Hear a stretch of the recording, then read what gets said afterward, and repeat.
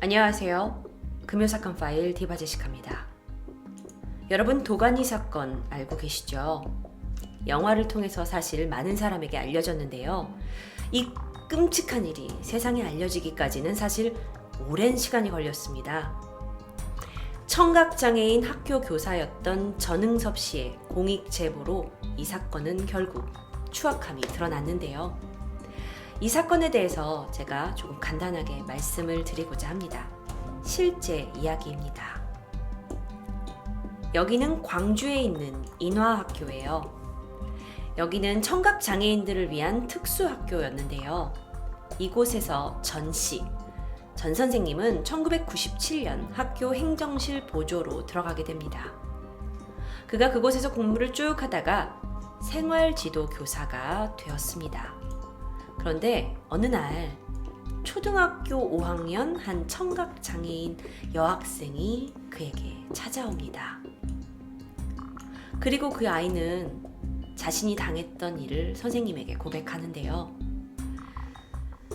밤마다 어떤 선생님이 과자를 준다고 아이를 불러낸 거예요. 그런데 그 작은 방에서 아이는 성적 괴롭힘을 당합니다. 그런데 더욱 놀라운 건요. 아이가 한 명의 선생님한테 이걸 당한 게 아니라는 거예요. 비슷한 방식으로 여러 명의 교직원들에게 계속된 성폭행 피해가 있었던 것을 알게 됩니다. 그래서 이 사건을 듣게 된 진 씨는 조금 더 조사를 해보기로 해요. 조사를 하는 중에 밝혀냅니다. 피해 학생이 한 명이 용기를 내서 얘기를 했는데 그동안 사실 아이들이 누구에게 말하지도 못하고 부끄러워서 피해 사실을 숨겨왔던 거예요. 그래서 피해 여학생들이 하나씩 둘씩 나오기 시작해요. 결국에 총 12명의 피해자 아이가 있었고요. 가해자는 총 8명이었습니다. 이 사건을 주도한 가해자 K씨는요. 평소에도요. 그 아이 여학생들의 엉덩이를 막 툭툭 치기도 하고 또 시험에서 막 점수가 낮게 받았다 하면 아이들한테 체벌을 주는 대신에 선생님한테 키스해야지 하는 성추행 및 성폭행을 행했다고 합니다. 그래서 학생들 사이에서는 변태라는 별명으로 불렸대요. 여긴 청각장애인을 위한 특수학교입니다. 교사가 듣지도 못하고 말하지도 못하는 아이들에게 그런 추악한 행위를 저질렀다는 건 전 씨에겐 상당한 충격이었어요. 그래서 전 씨가 처음에는 이 일에 대해서 담당 간호사에게 먼저 알립니다. 근데 간호사 선생님께서 이 일을 입을 닫아버리셨어요. 더 나아가서 학생 부장 선생님한테 말렸지만 학생 부장 선생님 역시 이 사실을 은폐해버립니다. 도대체 교직원들은요, 뭐가 두려워서 이 사실을 은폐하려고 했던 걸까요? 문제는 더 큰 곳에 있었습니다. 바로 이 학교의 구조 자체의 문제였어요. 이사장이 아버지 K씨였고요. 교장이 첫째 아들, 행정실장은 둘째 아들, 학생 부장도 친인척. 그러니까 다 이들은 이 재단과 학교를 유지하기 위해서 언제든지 간에 이 아이들한테 성폭력 사실이 있었다는 것 자체도 은폐할 수 있는 그런 조건의 상황이었던 거예요. 하지만 전 씨는 더 파내기 시작했죠. 그러면서 학교에서는 이 사실이 이제 밖으로 나갈까 두려워가지고 전전긍긍을 하면서 어떻게 했냐? 성폭행을 당했다는 학생들에게 정신적으로 물리적으로 압박을 가합니다. 교사 진 씨는 너무도 괴로웠다고 얘기를 해요. 이 상황들이요. 모든 걸 사실을 알게 됐지만 어떻게 할 수도 없는 이 상황이 너무 부당했어요. 그래서 그는 고심 끝에 공익 제보를 마음먹게 됩니다. 그런데 여기엔 더욱더 결정적인 이유가 있었어요. 피해 학생 있잖아요. 이 성폭행을 당한 학생이요. 사실 이걸 남자 선생님한테 와서 말한다는 것조차 그렇게 쉽지 않은 일이에요. 그런데 물었죠. 근데 너 왜 여자 선생님한테 안 가고 굳이 남자인 나한테 와서 이걸 제보하는 거니? 라고 물었더니 학생의 대답이 더 놀라웠습니다. 학생은 이미 모든 여자 선생님들한테 이야기를 했어요. 하지만 선생님들은 아이의 말을 귀담아 듣지 않고 외면했던 거죠. 전 씨는 모두가 외면하는 이 아이들을 위해서 제보를 마음먹습니다. 처음엔 학교에 직접적으로 항의했어요. 하지만 돌아오는 대답은 야, 입 닥치고 그냥 가만히 있어! 호락호락 해결될 것 같지 않네요. 그래서 2005년 6월 전 씨는 이 사건을 광주 여성장애인 성폭력 상담소에 신고합니다. 이 이후부터 광주 지역의 시민단체, 그쪽에서부터 성폭력 대책위가 구성이 됐고요. 또 언론에는요, 여러분 PD수첩 아시죠? 이 PD수첩 2005년 11월에 은폐된 진실이라는 편에서 이 인화학교의 일에 대해서 방송이 되고 수사가 시작이 됩니다. 자, 수사가 시작됐다는 건 너무 기쁜 소식이었어요. 그런데 검찰은 K씨를 기소하지 않았습니다. 쉽지 않았어요, 이 사건이요. 그래서 이제 많은 사람들이 들고 일어섰죠. 2006년 재단 임원을 해임해라라는 농성이 계속 242일 동안 계속됐고요. 2007년에 학생들은 등교를 거부했고 천막을 치고 수업을 진행했고 학교에 대한 항의가 계속 이어졌는데 재단은 아무것도 바뀐 게 없었습니다. 심지어는요, 이 성폭행 혐의로 그러니까 학교를 나갔던 선생님들까지 다시 복직됐어요. 그리고 반대로 이 재단 임원 물러가라! 하고 농성에 참여했던 선생님들은 임용이 취소가 됩니다. 그러니까 잘리게 돼요. 또는 감봉, 월급이 깎이게 되죠. 왜 그래야 되는 거죠? 그렇다면 전응석 교사님께는 어떤 일이 있었을까요? 그는 대기 발령을 받습니다. 그리고 해임이 돼요. 하지만 다행인 건 결국 법정 소송 끝에 복직을 하게 되시죠. 사실 이 사건은요, 공지영 씨가 도간이라는 책을 출간을 했고 2011년 그 책을 기본으로 또 실화를 기본으로 영화가 개봉이 됐죠. 그러면서 이 사회에 큰 이슈가 됐어요. 재단 설립 취소됐고요. 성폭력 범죄 공소시효 폐지에 대한 요구가 빗발쳤고요. 결국에 2011년 이 인화학교의 우석재단은 없어집니다. 그리고 검찰은 행정실장을 이제 기소, 법의 앞에 앉히게 되고요. 그는 징역 8년형을 받게 돼요. 국회에서는요, 이후에 장애인 아동에 대한 성폭력 범죄의 처벌을 좀 더 강화해야 된다 하는 특별 개정안을 통과시키게 됩니다. 자, 우리는 오늘 공익 제보자를 이야기하려고 여기에 모였는데요. 먼저 전응섭 씨를 영상으로 좀 만나볼게요. 네, 다시 생각해보면은 마저젤처럼 아직도 내게 생생하게 각인되세요. 모름지기 투수아주라면 장애하시인들을 교육하는 신성한 교구사인데 장애하시인들을 지도하고 보호해야 할 위치에 있는 교사가 되지 못하고 말하지 못하는 처가장애하시인들을 대상으로 그런 추악한 행위를 저질렀다는 사실은 정말 충격적이거든요. 그 당시 피해자이 제게 말했을 때 그것을 그대로 흘려넘기 어려운 그런 상황이었어요.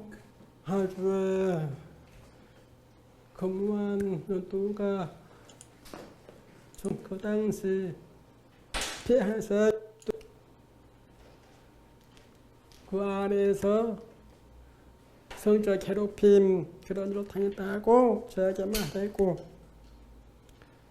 그리고 그 부분에 대해서 제가 담당 간호사한테 알렸지만 간호사는 그 사실은 빼고, 그래서 더 나아가 아주 할세 부장 선생님한테 알렸지만 할세 부장은 또 그 사실은 빼고, 그 과정에서 성추행했던 그 교사는 아무렇지 계속 학교 남아서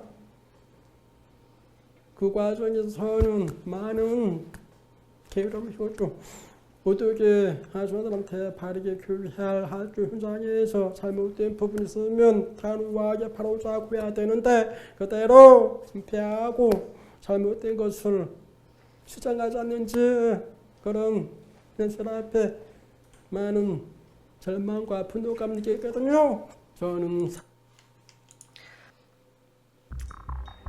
아마 보시는 내내 여러분도 같은 감정, 분노감 느끼셨을 거예요. 하지만 지금은 일이 잘 해결되었고 이러한 변화의 시작은 바로 공익제보자 전응섭 씨로부터 시작됐습니다. 그에게 물었어요. 혹시 당신이 한 일을 후회한 적 있냐고요. 전응섭 씨는 사회의 잘못된 점을 바로 잡았다는 점에서 같은 상황이 오더라도 또 같은 결정을 할 거라고 이야기하셨다고 합니다. 이런 이야기도 전해져요. 워낙 오랫동안 해결이 되지 않는 사건이다 보니 차라리 내가 학교에서 투신 자살이라도 하면 이 세상 사람들이 이걸 알아줄까? 라는 생각도 하셨다고 합니다. 이 일이 사실 책으로 나오고 영화로 나오면서 이 여론의 이제 어떤 비난을 얻게 돼서 해결이 되었지만 만약 전응섭 씨 한 사람의 고발로 처리하려 했다면 정말 더 오랜 시간이 걸렸을 수도 있죠. 여러분은 어쩌면 이 사건 들으시면서 또는 이 공익제보자에 대한 이야기 들으시면서 이렇게 생각하실 수도 있어요. 특수학교에서나 일어나는 특수한 경우라고요. 내가 피해자가 되진 않겠지라는 생각하실 수 있습니다. 하지만 다음 이야기는 여러분의 동네에서도 충분히 있을 수 있는 이야기예요. 주변에 보통 이런 내과, 외과 이런 종합병원 있죠. 2006년부터 2015년까지 이 다나의원이라는 곳에서 근무한 간호사 A씨는요. 2015년에 그냥 진료차 이 다나의원을 방문하게 됩니다. 그런데 그때 이 다나의원에 다니고 있던 환자 18명이 C형 간염에 감염됐다는 걸 알게 돼요. C형 간염이라는 건요. 간경변증으로 진행이 되면 막 간암까지 될 수 있는 아주 무서운 간염입니다. 그런데 이 A씨가 생각했을 때 이게 감염 환자가 왠지 한두 명이 아닌 것 같은 거예요. 그래서 당시에 다나의원에 다니고 있던 간호조무사 B씨와 함께 병원 측에다 원장님 이거 어떻게 하실 거예요? 라고 대책을 물었죠. 하지만 병원 측에서는 다른 환자한테 감염 사실 말하지 마. 알았지? 말하면 내가 가만 안 둬. 하면서 회유 아닌 협박을 들었다는 거죠. 결국 그들은 고민 끝에 자신의 신분이 노출되지 않는다는 약속을 받고 2015년 양천구 보건소에 C형 감염 집단 사실을 신고하게 됩니다. 이 신고를 바탕으로요, 양천구는 해당 의료기관에 업무 정지 명령을 내려요. 그리고 질병관리본부가 조사를 실시하죠. 결과로 100여 명이 C형 간염에 감염됐습니다. 원인은 일회용 주사기를 재사용해서예요. 나 진짜 동네 병원에서 일회용 주사기를 돈 아끼겠다고 그걸 계속 재사용하니까 C형 간염이 여러 100명 사람들에게 걸린 거예요. 병원에서 주사기 재사용이라뇨. 게다가 이 다나의원 원장이 뇌병련 장애를 가지고 있었대요. 그래서 사실상으로는 무면허자였던 부인이 병원을 운영했던 게 확인이 됩니다. 그래서 이게 면허가 취소되는 대책을 마련하게 되죠. 자, 그래요. 간호조무사 A씨와 B씨가 신분을 노출하고 싶지 않다라는 조건 하에 이걸 공익제보를 하셨기 때문에 더 큰 피해를 막을 수 있었습니다. 하지만 신고 후에 A씨는 신분이 노출돼서 다니던 다른 병원에서 권고 사직을 당했고요. B씨는 다나의원에서 워낙 영업정지를 당했으니까 퇴사 처리됐고요. 두 사람의 힘든 결정, 분명 옳은 결정이었습니다. 그래서 더 이상의 C형 감염, 피해자를 막을 수 있었어요. 그런데 이 두 분의 미래는 누가 책임져야 할까요? 언론사에서 1990년 이후에 이루어진 공익제보 102건의 제보자 134명을 추적해본 결과 60% 이상이 파면 또는 해임, 그러니까 직장에서 쫓겨나는 거죠. 이런 징계를 겪었고요. 27%는 소송을 당한 것으로 알려졌어요. 그 외에 나머지 22%는 직장 내에서 따돌림을 당하거나 막 상사로부터 압박을 받거나 심적 고통을 갖는 거죠. 15%는 부서가 다른 곳으로 발령이 됐고요. 8%는 경징계를 받았다고 합니다. 잘못된 걸 잘못됐다고 말했을 뿐인데요. 그런데 공익제보자에게 돌아오는 건 파면, 해고, 경제적 어려움, 가족 간의 갈등, 스트레스, 건강까지 악화. 이게 옳은 건 아니겠죠?